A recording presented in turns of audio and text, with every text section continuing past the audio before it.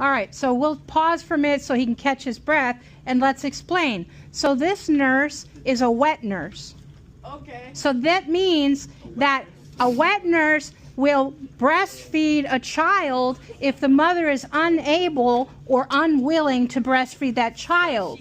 So apparently the nurse had a child before and it passed away, and so she had milk, and so she was hired to breastfeed Juliet.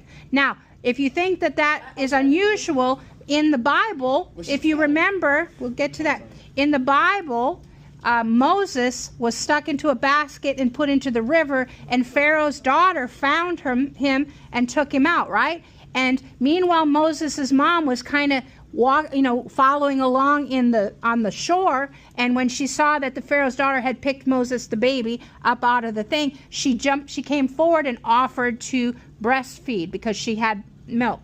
So again, when a mother cannot breastfeed her child, a wet nurse will do that. Now, if you think that that was only back in the day, and it was quite a bit back in the day, it actually also kind of happens here sometimes.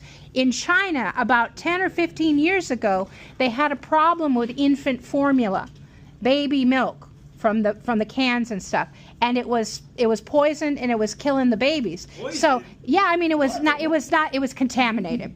And so if you have a baby, babies can't drink water. They have to have their mother's milk or something similar. And so they would have, at that time, because there was no formula to be had, and it was, like I said, about 15 years ago, maybe 20, they had to hire wet nurses. They had to find women who could feed their babies for them. So that's what happened.